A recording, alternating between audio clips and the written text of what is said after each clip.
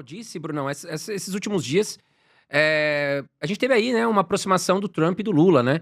Você acha que isso aí é uma estratégia do Trump? Ele que é meio assim, não dá pra confiar muito. Pro Brasil, foi uma boa notícia? Então, o Trump ele tem essa característica de falar e mudar rapidamente o que ele disse depois, né? Por exemplo, ele recebeu o Putin nos Estados Unidos com toda a deferência, e aí muita gente até criticou o Trump por isso. Aí, passadas algumas semanas, ele fala que vai fornecer mísseis para a Ucrânia para que ela possa atacar diretamente o território russo. É verdade. Então, o tempo todo ele tá mudando. E com o Lula, isso tá acontecendo agora também. E aí, se você pedir uma avaliação disso, depende muito de para quem você pergunta. Porque pra esquerda, o Lula é o cara, né? Olha só, o Lula é tão bom que ele conseguiu convencer o Trump de que vale a pena dialogar com ele. E isso deve ser muito bom pro Brasil. Pra direita, você vê comentaristas falando que o Trump é genial, porque ele jogou agora a responsabilidade no colo do Lula. Na minha visão, acho que é só um diálogo que já deveria ter acontecido, porque já tem tempo desde que as sanções elas foram colocadas sobre o Brasil e com tarifas que elas foram mais altas do que para outros países, né? Parte disso por critérios políticos, mas uma outra parte também porque o presidente Lula ele criticou bastante o papel do dólar no mundo. Sim. Então ele foi muito vocal em falar, né? Por que a gente usa o dólar como moeda mundial? Por que a gente não pode usar outras moedas? Em um momento onde a questão do dólar realmente, né, como moeda global, está mais enfraquecida depois, principalmente, do ano de 2022, quando em fevereiro a Rússia atacou a Ucrânia e em decorrência disso os americanos foram lá e confiscaram as reservas russas. Quando os americanos fizeram isso, imagina a cabeça da China, do Irã, de outros países que porventura tinham alguma coisa em dólar e pensaram, cara, a gente está investido em título público americano, né? Confiscaram os russos, será que não podem confiscar os nossos? Se a China Exato. decidir invadir uma Taiwan algum dia, né? O que é uma política que o Partido Comunista Chinês tem de longo prazo, Sim. a unificação da China. Para eles, na verdade, só existe uma China. Taiwan não existe de maneira independente. Então, como o Trump ele quer defender o dólar, quer que ele continue sendo usado como moeda global, acho que o Brasil foi meio que um exemplo. Ó, o que acontece com quem fala, né, em todo canto, em toda reunião internacional, sobre a substituição do dólar como moeda global. E já era para ter acontecido essa aproximação, porque toda vez que um país foi sancionado pelo Trump, você teve negociação acontecendo. E no Brasil não teve um telefonema até então do nosso presidente com o Trump. Então isso finalmente aconteceu. Agora, falar quais serão as consequências disso, eu já não sei. Eu tendo a achar que é positivo, porque já estamos com 50% de tarifa. Então acho difícil ele falar, cara, vou dobrar a tarifa. Acho que é daí para baixo, né?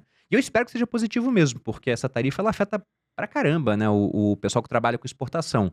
Lógico que a gente rearranja as coisas, até porque muito do que o Brasil exporta é commodity. Então você para de vender para um destino, você pode vender para outro. Mas mesmo assim, você receber tanta tarifa assim para transacionar com um dos maiores mercados do mundo, porque Atrapalha. a população é muito menor do que a da China, por exemplo, mas é um mercado que consome muito mais. Isso com certeza atrapalha. Ô, Bruno, e falando sobre a questão de uma moeda diferente do dólar para negociar, que a gente vê esse assunto muito no BRICS ali, né? Você acha que seria positivo o BRICS, por exemplo, os países do BRICS negociarem com uma outra moeda? Para o Brasil, como seria isso? E para o mundo? Bom, se você pega as reservas cambiais brasileiras, a gente está diminuindo o que a gente tem em dólar e está comprando mais ouro e yuan, né? Que é a moeda chinesa. E a China já é hoje o principal parceiro comercial de boa parte do mundo. Só que a China é um país fechado, com uma conta de capital fechada, então você não consegue converter moeda livremente, né? Sim. Um bilionário chinês não consegue enviar o recurso que ele quiser, a hora que ele quiser, para fora do país. E o pessoal até brinca que no mercado chinês você é livre para entrar, mas não é livre para sair, né? Meio que brincando com aquela música do Hotel Califórnia, que é mais ou menos essa letra, né? Então, eu acho que a China não está pronta ainda para ter uma moeda que assuma o protagonismo que o dólar tem hoje no mundo. Só que o papel do dólar como moeda global é um papel temporário, porque a gente já teve esse papel executado por outras moedas durante algum tempo, séculos geralmente, mas é sempre temporário, porque existe aquele chamado dilema de Triffin, né? Porque o que acontece? Qual o principal produto de exportação dos americanos hoje? É o dólar. Sim. Os americanos consomem muito mais do que importam, né? muitos serviços, Muito mais do que eles exportam. E aí, para pagar essa diferença, pô, importei muito, exportei também, mas tem um saldo. Eles pagam com dólar, né? O dólar indo para fora dos Estados Unidos. E como o dólar tá indo para fora, aí o restante do mundo é abastecido com dólares para que a gente possa fazer transações. E o dólar ainda é, de longe, disparada, a moeda mais utilizada no comércio global. Se um japonês faz comércio com um australiano, ele não vai pagar em iene, não vai receber dólar australiano. Eles vão fazer o comércio em dólar. Isso acontece quando o europeu faz comércio com o Brasil, por exemplo. Mas a China, já assumindo esse protagonismo como a segunda maior economia do mundo, né? Ela fala, pô, e se eu puder te pagar sem $100 em yuan? Então, se um país aceitar, ótimo, porque ela pode simplesmente criar a moeda para pagar as compras que ela faz de outros países. É um país que é muito dependente na parte de alimentos, ele não consegue alimentar 1,4 bilhão de pessoas, é dependente energeticamente, ele não tem petróleo para produzir energia e combustíveis para todo mundo que tem lá. Então, ele precisa dessa autossuficiência, como eles não são autossuficientes, melhor dizendo, energeticamente na parte alimentar, o tempo todo eles estão importando muito disso. Imagina você poder pagar pelas importações que você faz com a sua própria moeda. Aqui no Brasil seria maravilhoso, pô. Só que a gente não pode, porque não aceitam. A gente tem que usar o dólar. Só que o ponto é que quanto mais dólares americanos criam, eles têm que ter esse déficit para poder exportar essa moeda para o mundo, menos confiança as pessoas têm no papel do dólar. Uhum. Se a gente pega apenas no mês de julho do ano de 2020, que foi a pandemia, a gente criou mais dólares do que nos 200 anos anteriores. Então hoje você toda hora tá vendo no noticiário e os pacotes americanos são de trilhões de dólares. É trilhão para cá, trilhão para lá. Então a gente tem um aumento da oferta monetária brutal no dólar. Isso diminui o valor do dólar ao longo do tempo. E vários governos começam a se perguntar, cara, além do ponto de que o dólar pode ser uma arma de guerra, né? Ele pode ser confiscado. O valor dele tá caindo, né? O que a gente pode fazer? E a gente tá vendo o ouro subindo 50% no ano, por conta de indagações assim. Então eu não acho que hoje é uma moeda que possa substituir o dólar. Mas o papel dele é temporário. Porque esse é o dilema, né? Você tem que ser uma economia deficitária para abastecer o mundo. Só que se você for deficitário por tempo demais, o pessoal para de confiar na sua moeda até que surja uma outra moeda que possa ser utilizada. Mas esse é o ponto. Se você tira o dólar, que outra moeda fiduciária pode ser utilizada? Eu não vejo nenhuma que pode ser utilizada. Nem sei se a China ela quer isso nesse momento, né? Mas aí você pode pensar em outras coisas que não são moedas fiduciárias. Lá atrás a gente fazia isso com ouro. Uhum. E talvez o Bitcoin tenha esse papel no futuro. Eu digo um talvez, que é um grande talvez, né? Porque não dá para saber o que vai acontecer. E eu acho que o Bitcoin é muito mais uma reserva de valor do que esse meio de troca, que é a principal função de uma moeda. Mas ele teria as características para que países pudessem liquidar transações entre si. Porque veja o seguinte, né?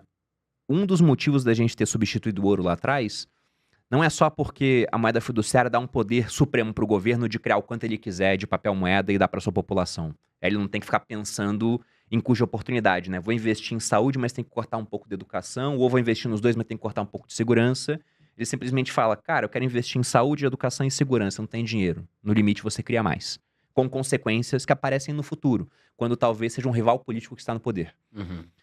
Mas não foi só por conta disso. O ouro ele tinha problemas.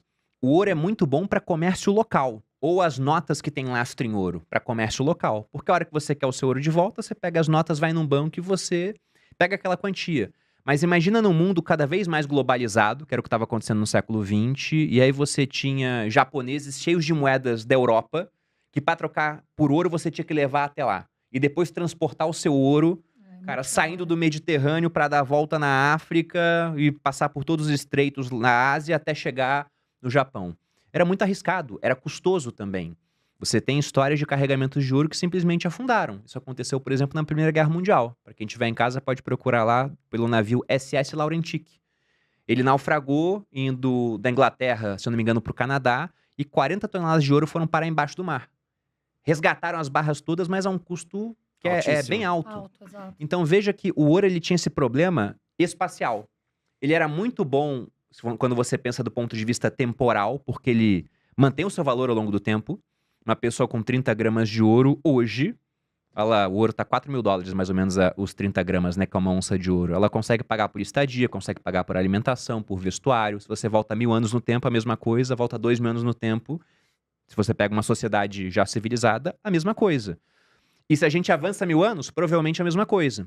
Então ele mantém esse valor do ponto de vista temporal. Mas do ponto de vista espacial, é ruim, porque você tem custo de deslocamento. Substituíram o ouro, aí botaram a moeda fiduciária.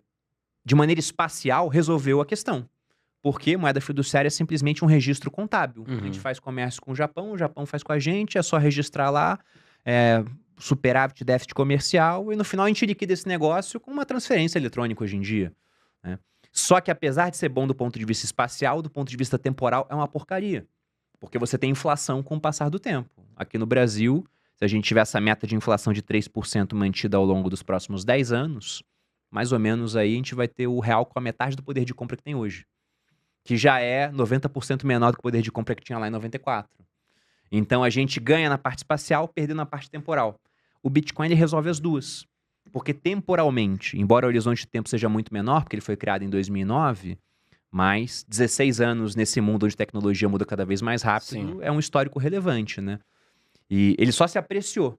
Teve vales, né? Ele cai subindo, mas se a gente volta na época da pandemia, eu tenho esse registro bem vivo na memória, porque era uma época onde o Bitcoin não era ainda mainstream. Você não tinha gestores comprando, você não tinha países comprando.